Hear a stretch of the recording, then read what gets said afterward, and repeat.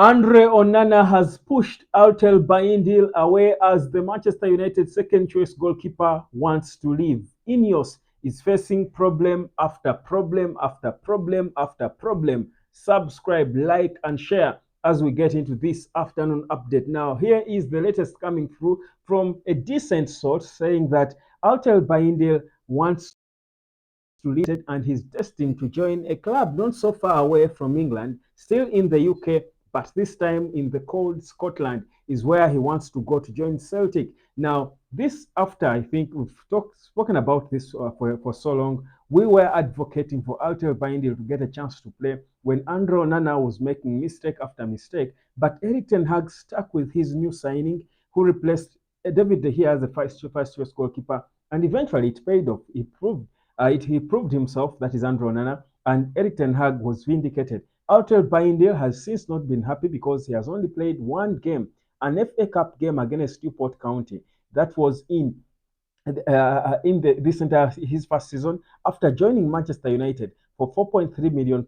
Now, probably the expectation for him would be I would be used as a part of a rotation, but he forgets that Andre Onana was bought for nearly £50 million. So the difference between the two should be day and night, at least in the eyes of those who signed him. So right now, Bayindir feels that at 26, he cannot be subject to a bench. Even when Andre Onana is ill, he feels he won't get enough playing time. So he's saying, if Celtic wants me, I will go to them. Because remember, Celtic are looking for a goalkeeper after the retirement of Joe Hart, who has been their first choice goalkeeper. So Bayindir is looked at as that goalkeeper who can come in and become a straight number one in between the sticks for them. Would you blame him? Honestly, I don't think so. I think really, if he feels, I mean, for a goalkeeper at his age, you're still a baby. So he cannot be planning to spend 10 years on the bench, 10 years of his prime life, you would say, on the bench, meaning Turkey would drop him off the national team. Certainly, him looking for greener pastures, more playing time makes sense. But here's where the problem is, because you might say, after all, he's not been a first in the first 11. He was never going to start ahead of Andre Onana. He's not that important. Well, here's the thing. That creates another big problem for Manchester United as we go into the summer transfer window, because INEOS then have got to switch their priorities again. I don't know how many times they will have to switch their priorities, but if Altay Bayindir is leaving, like we anticipated at some point, if he's going, then certainly INEOS have got to first look for a backup goal. You cannot start a season with one goalkeeper. Tom Heaton is in his 40s, certainly should be among those leaving. United have got to get a goalkeeper. Are they going to promote a kid from the academy? Perhaps not, because if Andre Onana is injured, you don't want to have a kid standing in between the sticks against Man City. And so it's an urgent one. That's an urgent signing recruit that they have got to make. So meaning the little budget United has got to be adjusted now to try and sign a goalkeeper. Maybe what they will do is get the little money that Celtic might pay, because it is believed he has even perhaps already spoken to them and showed them interest in joining them, and he's agreeing to that because he has been unsettled and unhappy with Man United. So whichever little money we get, a couple of £1 million, maybe three or thereabout, we use that money to buy the goalkeeper, a direct replacement for him. There was a kid we had spoken about way long ago who refused to join Manchester United, a Japanese, I think he was from Japan, a Japanese kid, a young goalkeeper. But I think he was from I think some club, I think in Tokyo, if I recall. So that's where we are. So INEOS then would be left with another problem. Then we have to sign a goalkeeper, sign at least two centre backs, sign a striker, sign a holding midfielder. Now they're talking about all these forwards in Michael Olise and co. It is going to be indeed a difficult and busy summer for INEOS. That's why I say, why on earth are they dragging on the manager thing? Why are they dragging so much on the manager thing? I think I need to move this way a little bit. Yeah. Why are they dragging on this whole manager talk? Because if you have so many departments to solve, you can't spend a significant part of your pre-transfer thinking of whether to keep your manager or not. Issues are coming up. Bayindir has probably figured that Erik ten Hag is staying. For me, that's one. That he has figured Erik ten Hag is staying, and for as long as Erik ten Hag is there, Altay Bayindir won't have a chance in between the sticks. You see, other clubs use a rotation. Pep Guardiola is the master of this. They rotate their their goalkeepers. So Guardiola has always had two good goalkeepers, world goalkeepers, one playing the league, the other playing the Champions League and the cup tournaments, because he knows the league is a marathon and the goalkeeper needs to focus and rest. Then the other takes the shine in the Champions League.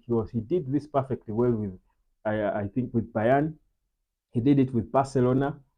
He has tried to do it with Man City. So, you think there are clubs that can play rotation when you have a good goalkeeper. The question is, does Eric Ten Hag's decision to keep Andre Onana in every game show that Bayindir is not that good, is not good at all? Or is it because Onana was new and Eric Ten Hag was building something? He needed that consistency in every game to be able to come up with the patterns and, for the players to acclimatize before he starts now changing things around. Those are the two questions you can ask. Why Altay Bayindir has been left frustrated, yet we do know that he's a decent goalkeeper.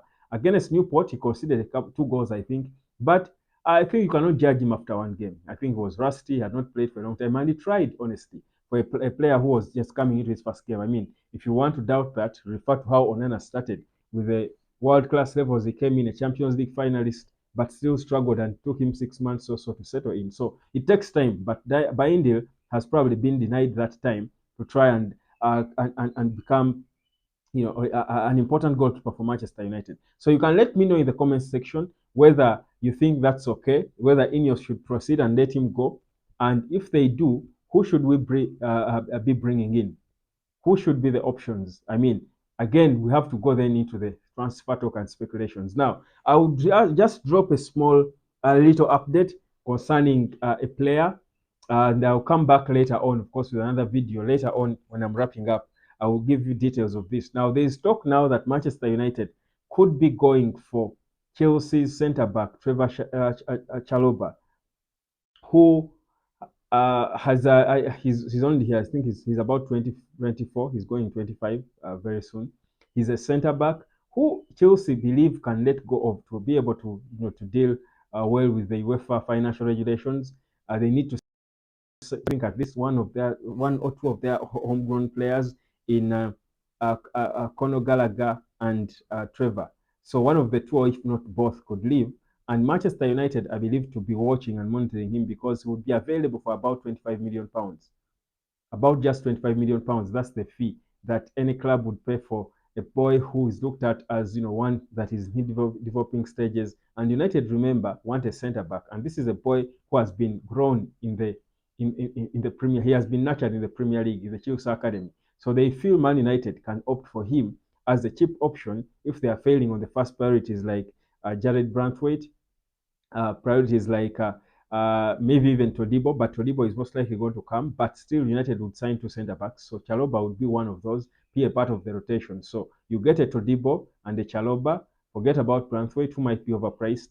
Forget about the others, the Mark Guehis, who might be as well overpriced, and go for this cheap boy who has been tried and tested in England. Those are reports that are coming through. We'll follow that story a little more. I'll be giving you more details of it. It's just an emerging story. As you know now, we are heading into that interesting period because June is just around the corner.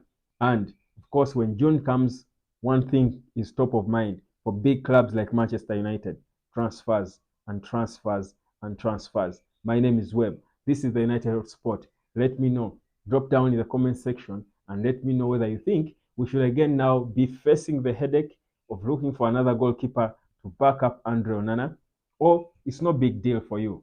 What do you think? Subscribe, share, and I'll catch you later.